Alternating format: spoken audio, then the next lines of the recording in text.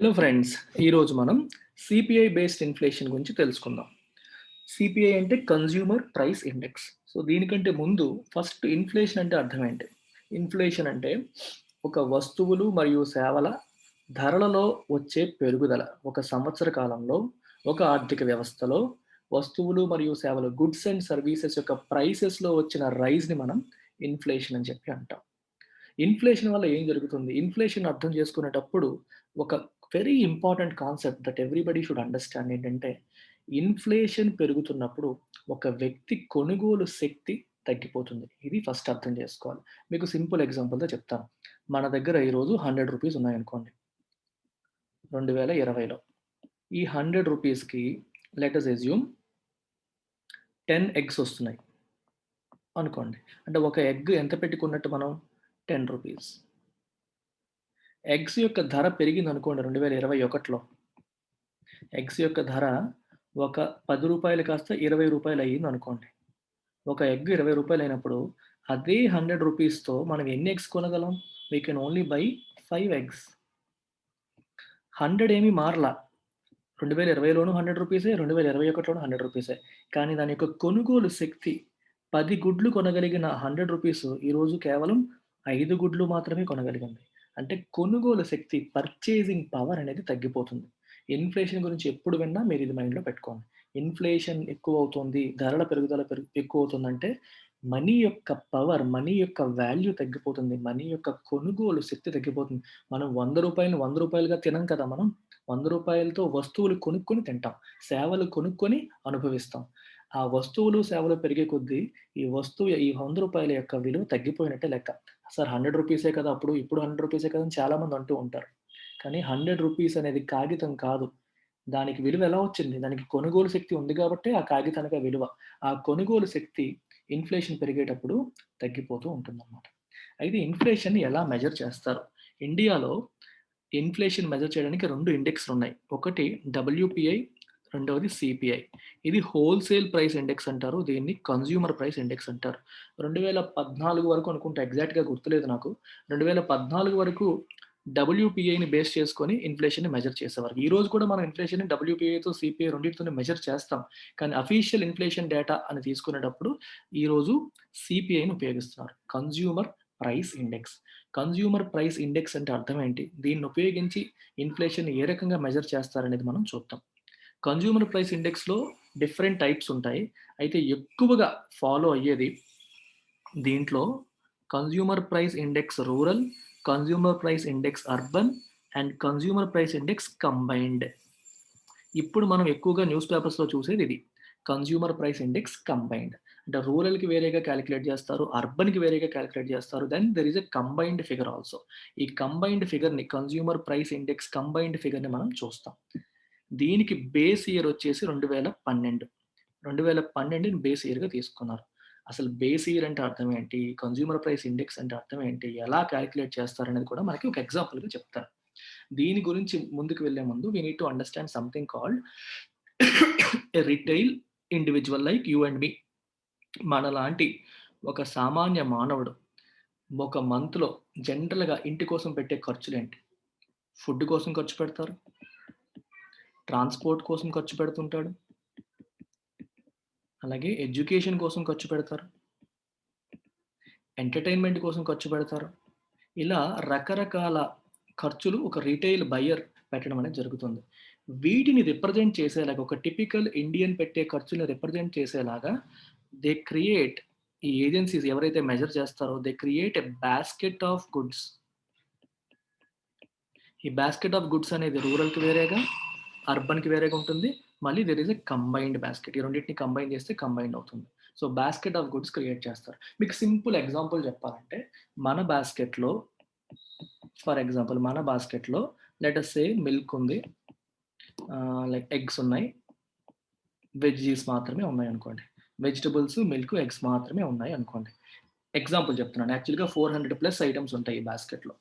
ఈ మిల్క్ ధర, ఎగ్స్ ధర, వెజ్జీస్ ధర ఈ సంవత్సరం ఎలా ఉంది? నెక్స్ట్ ఇయర్ ఎలా ఉంది? ధరల పెరుగుదల ఏమైనా మార్పొచ్చిందా? ధరలు బాగా పెరిగాయా? బాగా పెరిగితే ఇన్ఫ్లేషన్ ఉన్నట్టు, పెరగకపోతే ఇన్ఫ్లేషన్ లేనట్టు. అయితే క్యాలిక్యులేషన్ ఎలా చేస్తారు? ఈ బేస్ ఇయర్ కాన్సెప్ట్ ఏంటి అనేది కూడా ఒకసారి చూద్దాం. ఒక సింపుల్ ఎగ్జాంపుల్ తీసుకొని మీకు ఇన్‌ఫ్లేషన్ ఎలా మెజర్ చేస్తారో చూపిస్తాను. ఎగ్జాంపుల్ చూస్తే మీకు మొత్తం అర్థమైపోతుంది. 2012ని మనం బేస్ ఇయర్ అనుకున్నాం. అంతే కదా! First basket of goods. Basket of goods 2012 ఇలా తీసుకోండి. 2012వ సంవత్సరంలో మనం గవర్నమెంట్ లిస్ట్ పెట్టుకున్న బాస్కెట్ ఆఫ్ గుడ్స్ యొక్క టోటల్ వాల్యూ ఆ సంవత్సరం ధరల ప్రకారం రూ. 10,000 అనుకోండి. అనుకుందాం. రూ. 10,000 అవ్వచ్చు, అవ్వకపోవచ్చు. కానీ 2012 బేస్ ఇయర్‌గా తీసుకుంటున్నాం కాబట్టి ఈ రూ. 10,000 ఈజ్ ఈక్వల్ టు 100 అని చెప్పి తీసుకుంటారు. సో, 100 అంటే రూ. 10,000 అని అర్థం. ఇప్పుడు 2020లో ఇన్‌ఫ్లేషన్ డేటా ఎలా కాలిక్యులేట్ చేస్తారు అంటే 2019తో కంపేర్ చేస్తారు. 2019లో ఎంతుంది? 2020లో ఎంతుంది?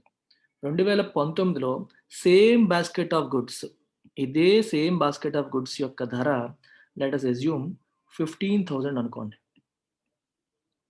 2012లో రూ. 10,000 ఉన్నది. ఈరోజు 15,000 అనుకోండి. 10,000కి రూ. 100 పెట్టుకున్నాం కదా ఇండెక్స్. సో, 15,000కి ఎంత అవుతుంది? అదే లెక్క వేసుకుంటే 150 అవుతుంది. 10,000కి 100 అయినప్పుడు ఆబ్వియస్‌గా 15,000కి ఎంత అవుతుంది? 150 అవుతుంది. ఇది మనకు తెలిసిందే. క్రాస్ మల్టిప్లికేషన్ చేస్తే తెలుస్తుంది. అంటే బై 100 10,000కి బై 100 ఏస్తే 100 వచ్చింది. కాబట్టి 15,000కి బై 100 ఏస్తే 150 వస్తుంది. సో, 2019లో ఇండెక్స్ ఎంత అంటే ఏం చెప్తాం మనం? 150. సిమిలర్‌గా 2020లో వాటి యొక్క ధర 20,000 అనుకోండి. Again assumption. సో, 10,000కి 100 ఇండెక్స్ అయినప్పుడు 20,000కి ఎంత అవుతుంది? 200 అవుతుంది. 10,000కి 100 అయినప్పుడు 20,000కి 200 అవుతుంది. ఇప్పుడు 150 మీద 200 ఎంత ఎక్కువ? 150 మీద 200 ఎంత ఎక్కువ? 50 ఎక్కువ. Right. So, 50 upon what? 150. 50/150 into 100. ఇప్పుడు ఎంతొచ్చింది మనకి? 1/3.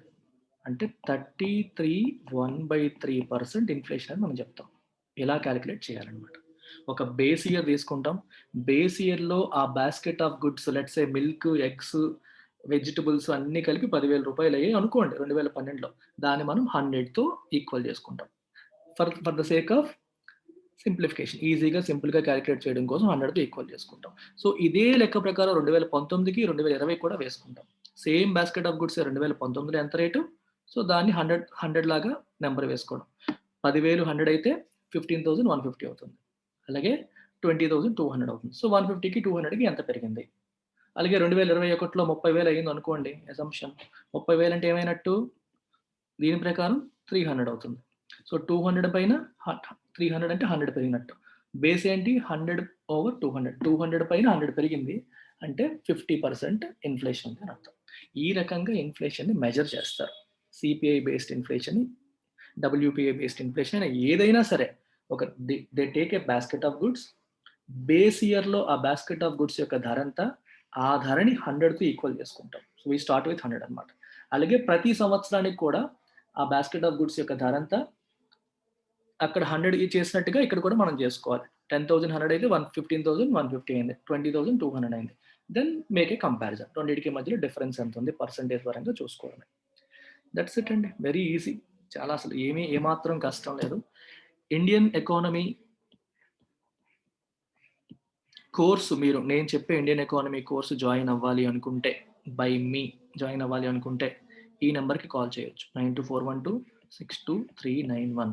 ప్రెజెంట్ ఫీజు 8,000 అండి. ఇది 10,000 అయిపోతుంది అతి త్వరలో. 10,000 అవుతుంది. సో, 2,000 ప్రైస్ పెరుగుతుంది actually. So, there is inflation even in the prices of our fees also.